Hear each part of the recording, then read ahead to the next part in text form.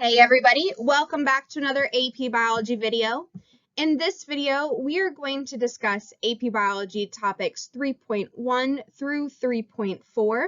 So we're going to get into the details of enzymes and enzyme catalyzed reactions and touch a little bit on cellular energy in the form of ATP and all the great reactions that happen within that subject. This video will also correlate to the Biology in Focus Chapter 6, which is entitled Introduction to Metabolism. That's where I stole the title from this presentation. So what we will start with is a little discussion on chemical reactions in general. You may recall from Unit 8 that we discussed the idea of thermodynamics when we talked about energy flow through our ecosystems. So just a reminder that thermodynamics is our study of energy transformations. We know that according to the law of conservation of energy, that energy cannot be created or destroyed. It can only be transformed from one form to another, which is our first law of thermodynamics, the idea that the energy in the universe is constant. And every time that energy is transformed from one form to another, we lose a little bit of that usable energy into unusable forms. So where we might take chemical energy and transform it into kinetic energy, like we see here with our bear, we're going to lose a good deal of that energy as heat, thermal energy. And so every time that there is an energy transformation taking place, we have an increase in this concept of entropy, which is a measure of disorder. So every time that energy is transformed, the amount of disorder in the universe increases. And so, as living organisms, it is innately important that we use energy in a meaningful way and that we consume enough of it. So let's think back to those food webs and food chains, and here we have a biomass pyramid from Unit 8. This tracks back to the idea that organisms have to eat and or create food in such a way that allows them to harness energy in order to fulfill metabolic processes and maintain order within their systems. As we move up our biomass pyramid, the amount of usable energy has significantly decreased. Remember, we only get about 10% of our energy in each of these energy transfers. So organisms have to constantly be making their own food in order to gain energy, or they have to continue to eat in order to gain energy, because otherwise they will not be able to survive. They will die. So before we get into all of the details, let's take a step back and just categorize some of our different chemical reactions.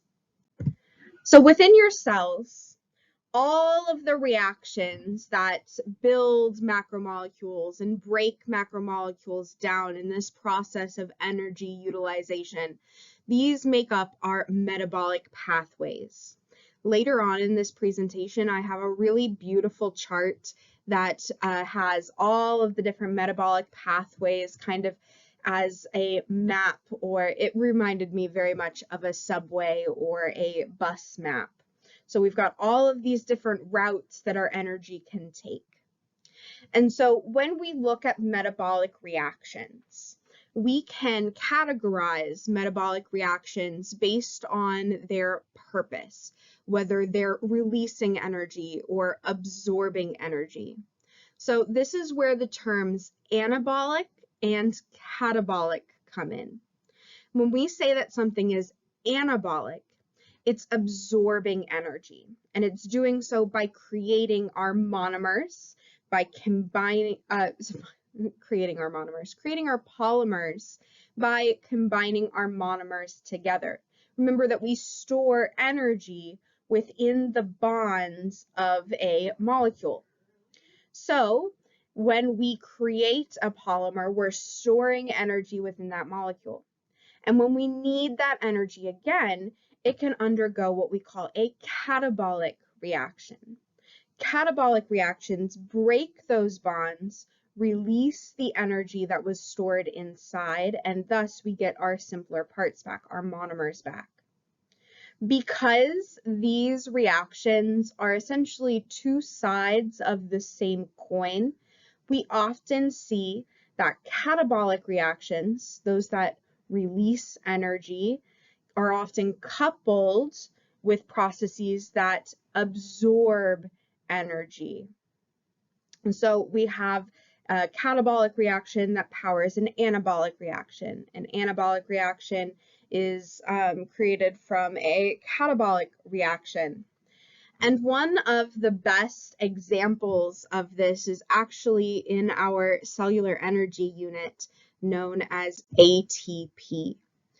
Hopefully, from the biochemistry unit, you guys are at least somewhat familiar with the concept of ATP as a molecule. ATP, otherwise known as adenosine triphosphate, is a nucleotide, which means that it consists of a sugar base attached to a nitrogenous group, and then we have some phosphate groups attached also to the sugar. So ATP has 3 phosphate groups, and energy is stored within each of those bonds between the phosphates. So the most energy in this case is actually stored between the second and third phosphate groups. And so when we add water undergoing hydrolysis, we're able to remove that phosphate group and release the free energy that was stored within it. So from that reaction, we get adenosine diphosphate. So now it has 2 phosphate groups and a free inorganic phosphate. Now that free inorganic phosphate can go on to perform all sorts of different phosphorylation reactions. Sorry, it is not it's acting within the phosphorylation reactions. It is not doing the reaction itself. For that, we need specialized enzymes like kinases. But phosphorylation is this process of adding a phosphate into a molecule. So we can take ADP and an inorganic phosphate, and we can combine them together through phosphorylation, and we have our ATP back. So this is a method by which our cells can store energy for a variety of uses. We so far have talked about active transport that requires energy, and typically that energy is in the form of ATP. We're going to talk throughout this unit about the different ways that our cells use ATP to power some of our most important cellular processes like photosynthesis and cellular respiration. The last bit about reactions that I want to talk about today is more of a chemistry way of looking at it. You may be familiar from your previous chemistry classes of oxidation reduction reactions, otherwise termed redox reactions. Oxidation reduction are coupled reactions that deal with the transfer of electrons. Now, sometimes we can also look at these reactions in terms of hydrogen ions, because if we're losing a negative, we're gaining a positive, essentially is the way to look at that. I'm going to talk about these reactions typically in the form of electrons because that is what is actually moving, and it will come in handy when we start to get into the finer details of photosynthesis and cellular respiration and kind of tracking where those electrons are coming from. So redox reactions come in 2 sets. We have oxidation, which is the loss of an electron, And we have reduction, which is the gain of an electron. So you can see that just like catabolic and anabolic reactions, these are two sides of the same coin. And some students may find it challenging to remember which is which. So we actually have a really helpful mnemonic device called Leo goes Gur. So Leo, L, loss of, E, electrons, O, oxidation. So the loss of electrons is oxidation. So that's our Leo part. And Gur is G, gain of, E, electrons, R, reduction. So the gain of electrons means that we are undergoing the process of reduction. So hopefully with these little bits of information, we can build a more complex understanding of what's going on in all of these different reactions. And hopefully that will make you feel more comfortable with some of these processes that on the outset can be very overwhelming in terms of their complexity. But before we get into all of those processes, we're going to talk a little bit about how these processes take place. So in your cells, there are many different reactions taking place all at the same time.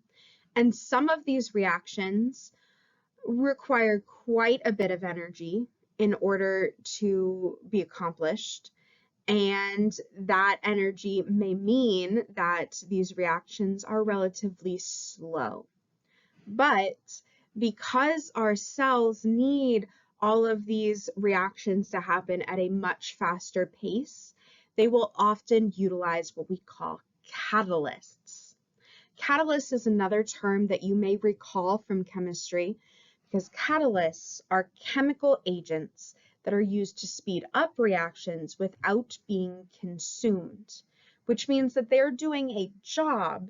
They're not part of the reaction in terms of the reactants and the products. In biology, our catalysts have special names, and these are called enzymes. Enzymes are biological macromolecules that act as catalysts. 90% of the time, our enzymes are made up of proteins. And so the structure of a protein also translates to the effectiveness or structure of our enzyme. So we're going to see that a lot of environmental conditional changes, like we see in proteins that may lead to denaturalization, will also apply to our enzymes. Now, that is not to say that all of our enzymes are proteins. Some of them are RNA, or what we call ribozymes, but they essentially work in the same way. So you'll notice here that we have a very simple enzyme catalyzed reaction where we have our reactants, we have sucrose and water, and then we have our products, the monomers glucose and fructose. You'll notice the position of our enzyme within this reaction is over top of our reaction arrow. So again, enzymes are neither reactants nor products.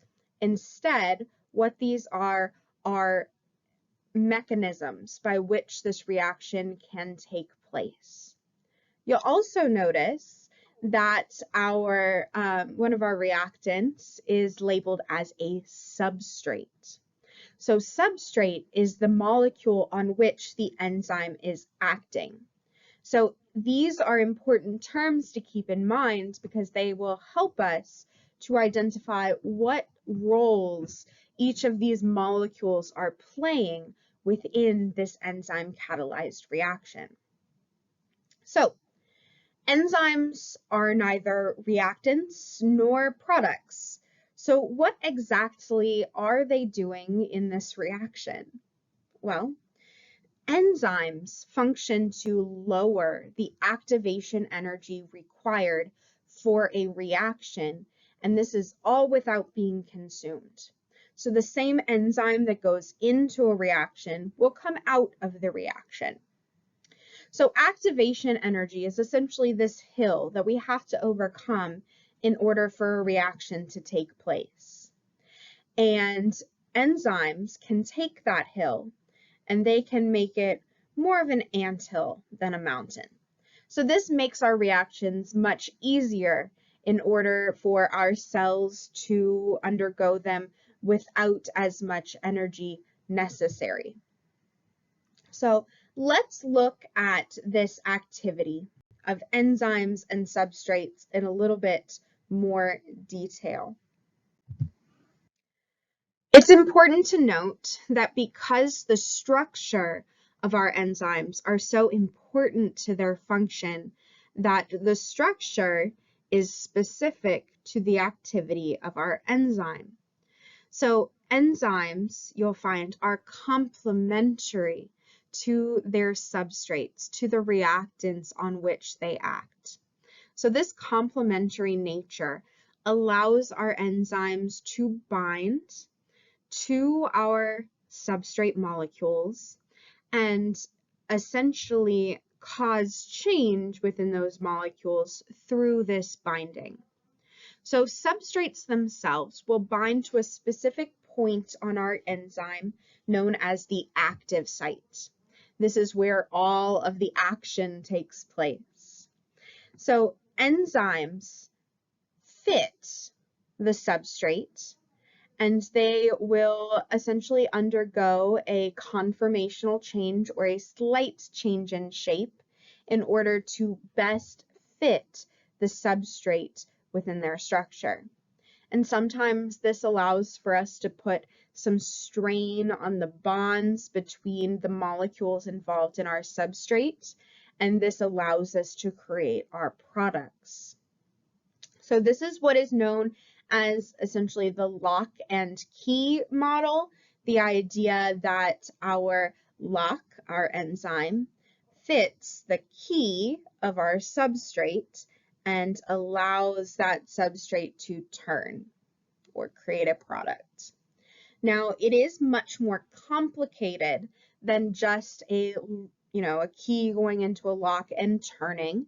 And so the next piece that we're going to talk about is the shift in our enzyme's structure when a substrate binds that allows some of this activity to happen.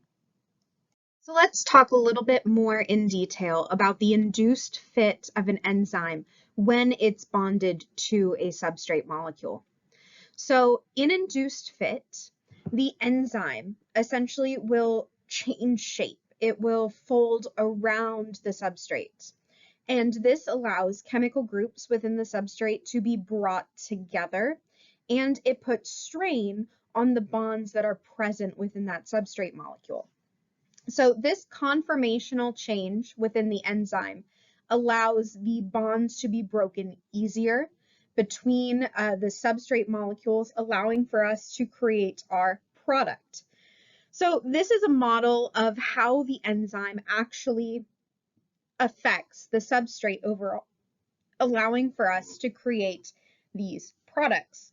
So this is what allows us to decrease that activation energy, the energy required for this substrate to undergo the chemical reaction change that we need it to undergo, allowing us to perform this task easier.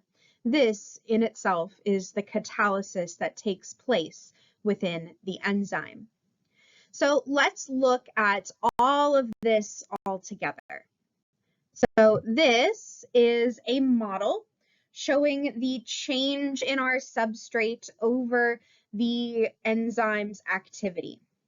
So first, we have the substrate entering the enzyme's active site. Recall that the enzyme and the substrate are complementary, meaning that they fit together. So the enzyme folds into the substrate through induced fit, putting strain on the interactions within the substrate itself.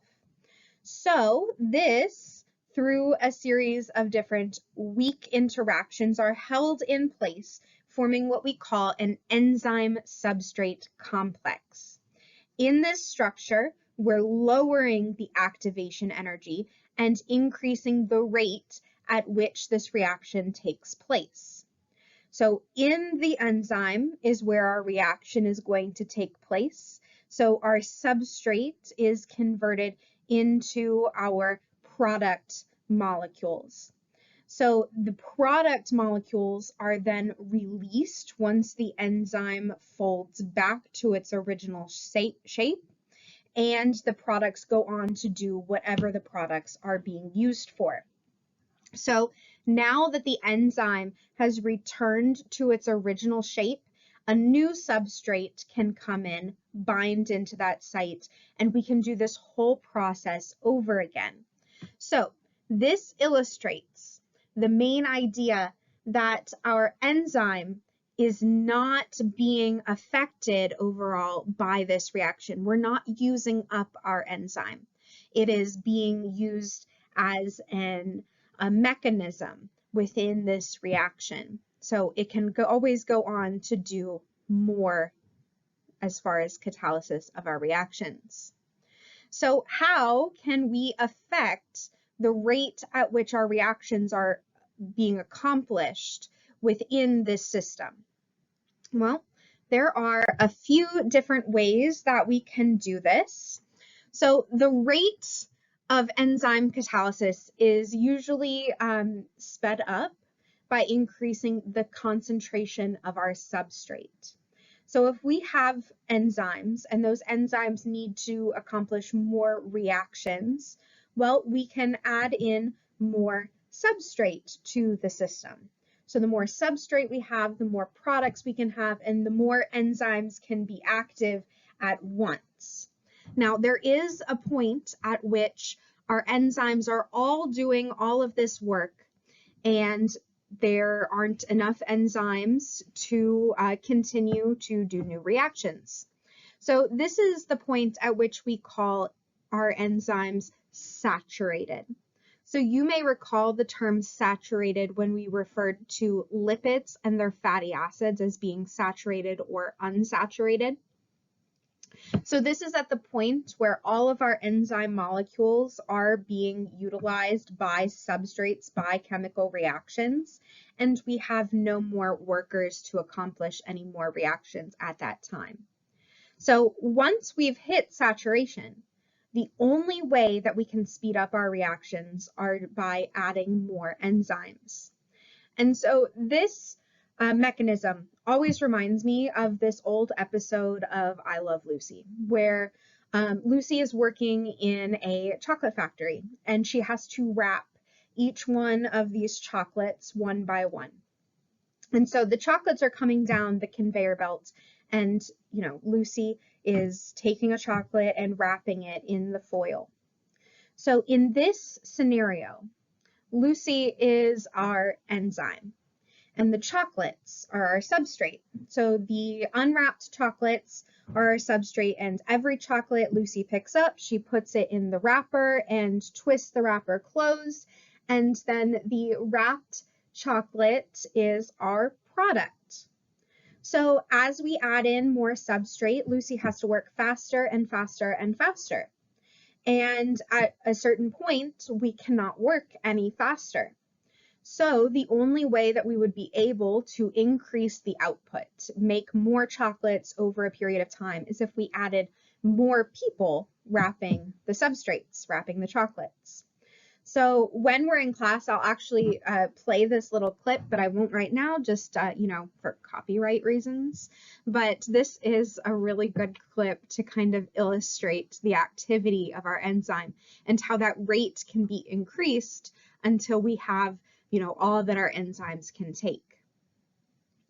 The activity of our enzyme can also be regulated, and it can be regulated by a couple of different factors.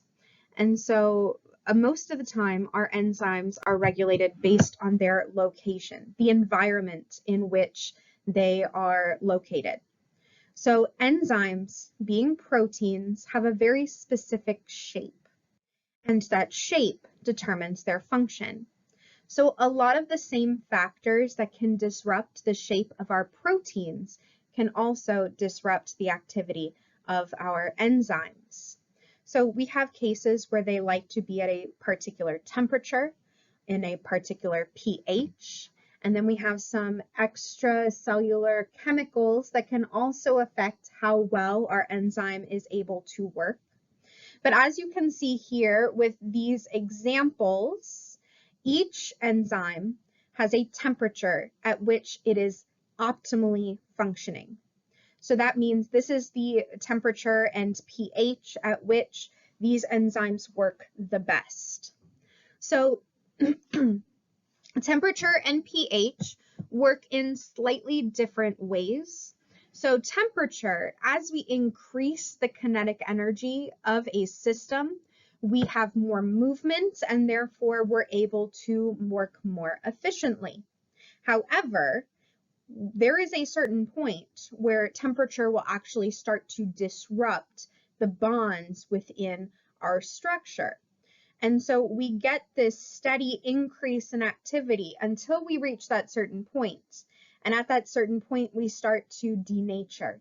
And so now our enzymes aren't working very well at all because the temperature is beyond the threshold at which they can work.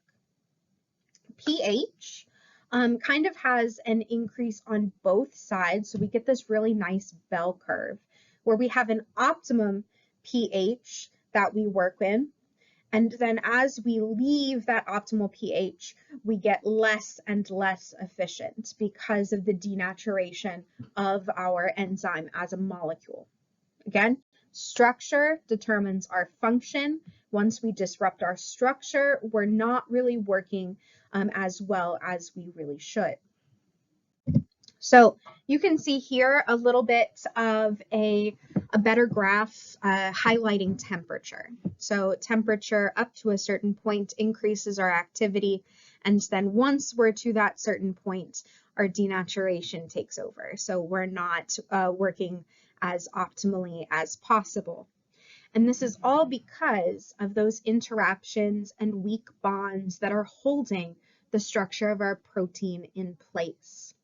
So if you can recall, our secondary structure, our tertiary structure, our quaternary structure, these are all held together by key interactions and weak bonds like hydrogen bonds and disulfide bridges and ionic interactions and van der Waals interactions.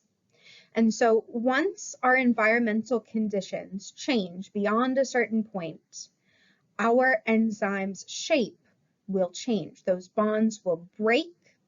And so essentially like an unraveled bit of yarn, it's no longer the shape that we need it to be in order for it to function in the capacity that we need it.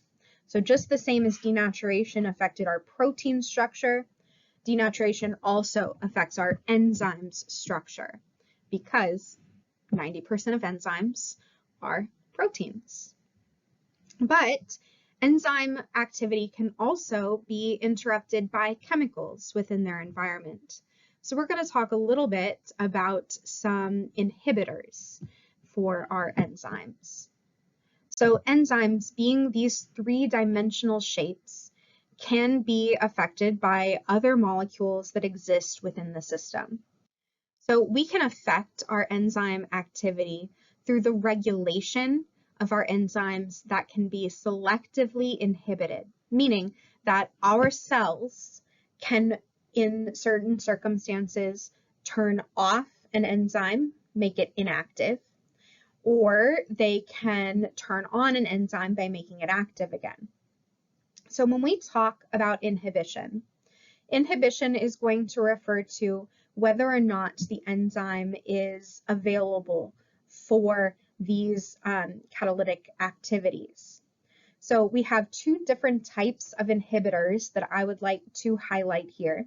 The first being competitive inhibitors. So they're competitive because they will interfere with the active site.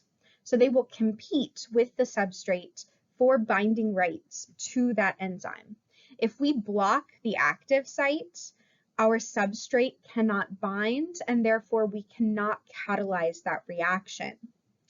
So your cells can produce competitive inhibitors, and those competitive inhibitors can bind into the active site of our enzyme, inhibiting its reaction abilities. And so we essentially inactivate our enzyme. Our substrate cannot bond. So that is one type, competitive, because we're competing directly with the substrate for binding rights to our active site. But we can also have inhibitors that are non-competitive. Non-competitive inhibitors will bind to an alternative site. So they don't bind directly into the active site, they will bind somewhere else on the enzyme. And upon binding, they will cause a different conformational change in our enzyme, changing the active site in such a way that it's no longer complementary to our substrate. So they're not competing directly with the substrate in order to bond to our enzyme. Instead, they are changing the shape of the enzyme so the substrate doesn't even have an opportunity to bond. So that active site no longer works in the way that we want it to. So we're still inhibiting our enzyme, but we're doing it in an alternative way. So most of what we've been discussing so far are what we would consider to be reversible inhibitors. So reversible inhibitors can be removed when we want our enzyme to work again. And thus we can kind of alternate between these active and non-active enzymes. But there also exist irreversible inhibitors. So irreversible inhibitors can take the form of toxins or poisons that can bind into the active site of our enzyme, and they can bind there permanently. So they're usually forming covalent bonds. So we can essentially shut down an entire metabolic pathway with an irreversible enzyme inhibitor. So one of those notable examples is DIPF, which binds into the active site of acetylcholine esterase. And this will shut down the ability of that enzyme to do its work permanently. Now, regulation of our enzymes can be accomplished in a couple of different ways. One of the ones that we will look at in the future, and so I'm bringing it up now to kind of bridge some of that information that we will get to eventually. And that is that we can switch genes on and off. When we talked about cell signaling in the last unit, we know that some signals are able to travel through the cytoplasm and reach the nucleus where they can trigger gene transcription, where we can make new genes. And so we can turn genes on to make specific enzymes when we need them, and we can turn genes off in order to stop making those enzymes. So this allows us to only make the enzymes when is absolutely necessary and save our cell energy in the long run. And finally, one of the other ways that we can regulate the activity of an enzyme is through what we call allosteric regulation. So allosteric refers to the shape of our enzyme. And so this type of regulation is used to either inhibit or stimulate an enzyme's activity. So that means that our enzyme will fluctuate between active or inactive states. So with these, we can have additional regulatory molecules bind to our enzyme to affect whether or not our enzyme is able to be, used for a substrate or not be used for a substrate. So in this case, our complex will oscillate between our active and inactive shape, and it will depend on the binding of either an activator, which essentially turns on our enzyme, it stabilizes an active shape, and an inhibitor, which stabilizes the inactive shape. So with either of these two cases, we can turn our enzymes selectively on or selectively off, which gives ourselves more opportunities to regulate the activity of our enzyme at a metabolic pathway level. And oftentimes, our allosteric regulators are the result of what we call feedback inhibition. So in feedback inhibition, we have this pathway. Multiple enzymes may be utilized within this pathway, and at each step, we're creating a substrate which goes on to become a product, which becomes a substrate, until we create an end product that can go and shut off the beginning of our pathway. So essentially, we're creating until we have what we need, and then we're turning off the pathway via the end product. So this is a wonderful way for our cells to make sure that they're not wasting our chemical resources and we're not creating more product than we absolutely need. So we're shutting off the pathway once the pathway is complete and we have accomplished the process as a whole. So we're not going longer than we need to. And really, the beauty of our cells and their compartmentalized nature means that we can organize our metabolic pathways. We can make sure that we kind of section off different metabolic pathways in different parts of our cell. So when we have our organelles, these internal structures that contain very specific components, we have specific enzymes that are active within those organelles. So for example, the mitochondria has enzymes that are specific to the reactions that take place within the mitochondria. This allows us to fulfill the needs of our cell within a specific structure, and we don't need to make those enzymes anywhere else in our cell. They are all taken care of in-house in that particular piece. So I know that in this video, we've talked a lot about different enzymes and different ways that we can regulate the enzymes either on purpose or on accident. And hopefully, as we get into these more complex reactions and you see all of these different pieces being utilized at different points, that it will make you feel a little bit more at ease in understanding how exactly we get all this done inside such a small place. I will catch you guys in the next video when we jump into photosynthesis.